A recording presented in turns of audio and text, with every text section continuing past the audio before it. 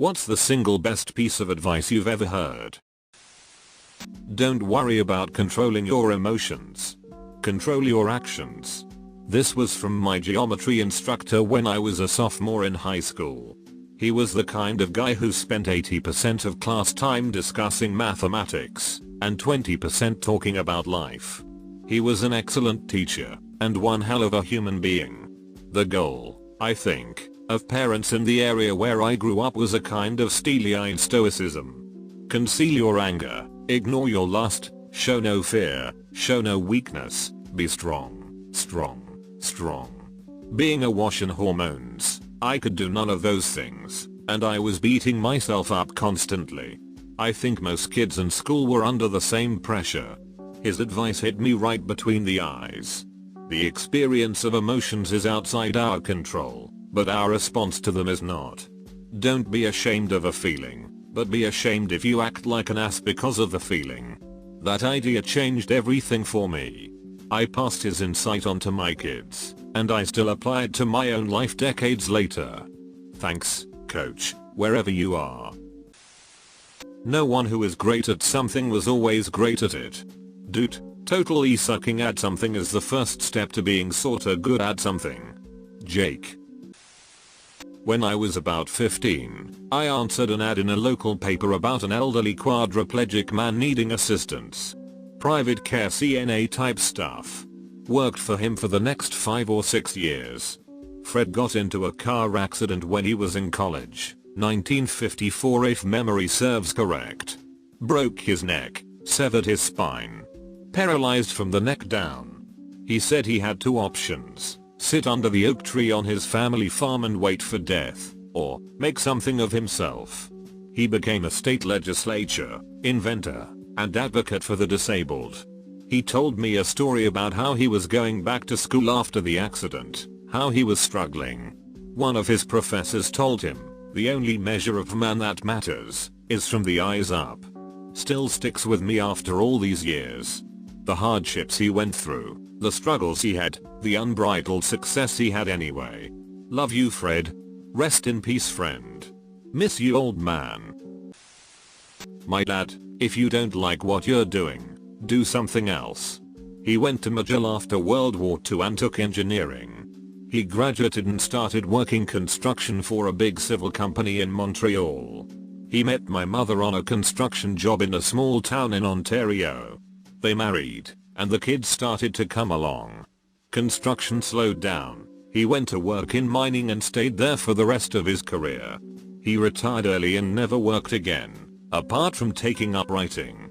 The whole time he had wanted to be a journalist. I follow his advice. I've quit a job on a Wednesday and started another on a Friday. Late last year I quit a well-paying job and moved to another for about the same pay, but with the opportunity to work on technical projects I've been interested in for years.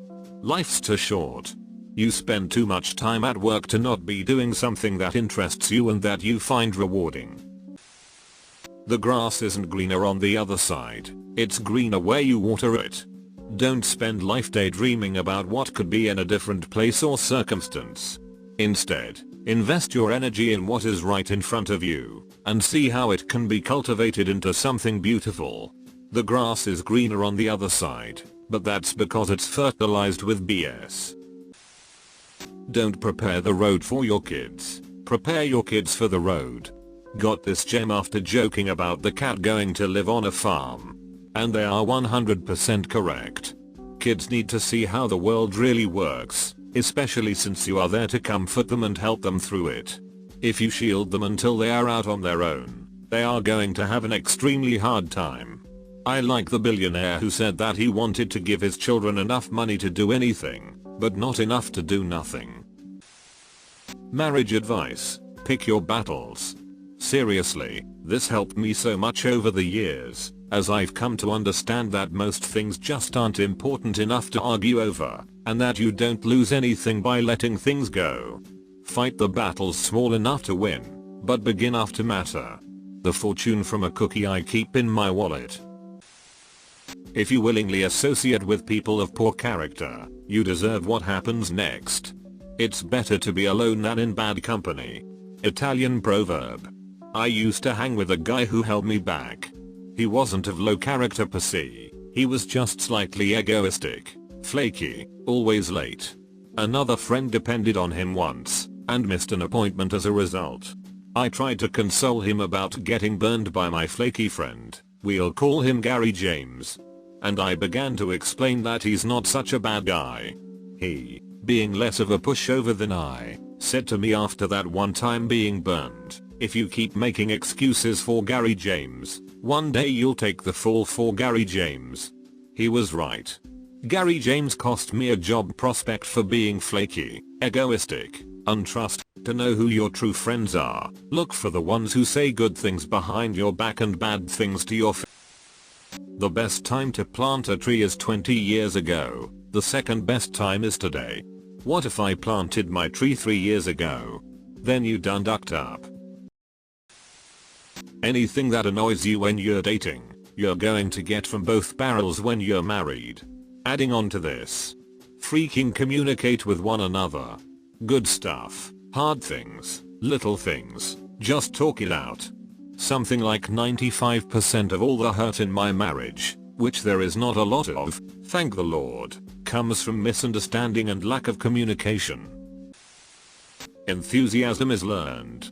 Had a big heart-to-heart with a college professor right before graduating, about how I don't know what I want to do, or what my dream career is. Her response, nobody does. Those people who say they do, don't. Find a job, you'll learn, you become passionate about it, whatever it is you're doing. Of the 3 people who graduated that semester with physics degrees, I'm the only one who's ended up with a decent job in my field out of college. I found an imperfect job and learned to be passionate about it. They call me lucky, but I know that. Don't be afraid to half-ass it. If the choice is between half-assing it, or not doing it at all, half-ass it all the way. It changed my life, learning to pace myself and deal with things that I can't just jump into. It was an hour before I had to go to work, and my girlfriend's dad told me about a cool job opportunity, but I had to apply today.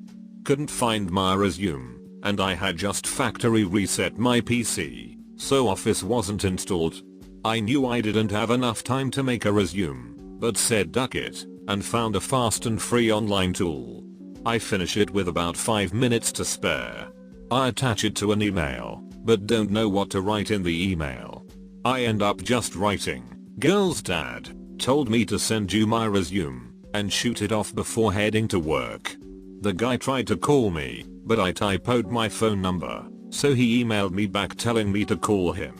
I called and scheduled an interview, and got the job. That was the worst email, resume, application I had ever sent, and it got me the best job I've ever had. You don't get paid based on how hard you work. You get paid based on how hard you are to replace. I'm the only person at my work that doesn't knows how to do one specific job. Had a review today, asked for a raise, denied.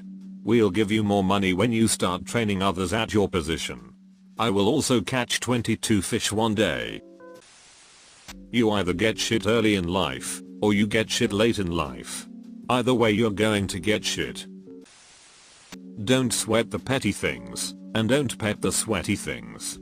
I first heard that from a homeless guy in New York City when I was 15, and I thankfully gave him a few bucks thinking I just learned some sage hobo wisdom, until I got home and my dad told me it was a George Carlin quote.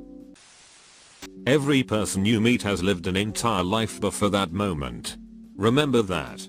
Just imagining all the different lives that people in a crowd had led that led them to now is mind-boggling. And you will never know their lives. Be the person you needed in life. Gave me something to think about. Something my mother taught me at a young age. The person in control of any relationship is the person who cares about it the least. I found that to be true, whether we are talking about employer-employee relationships, husband-wife relationships, friends, or any for that matter. Some redditor from a similar thread a few months back posted how his boss always seemed totally at peace in a high-stress environment. Totally chill, no matter how messed up things got. When he asked him about it, the boss said, someday Someone you love will die, and everything else will seem totally irrelevant. Totally morbid way of saying, life is too short to be mad/sad/stressed all the time, but it gets to the point, and it's stuck in my head. The only time you look in your neighbor's bowl is to make sure that they have enough. You don't look in your neighbor's bowl to see if you have as much as them. In order to get something you never had, you have to do something you've never done. Think of people as if they were actors in a play.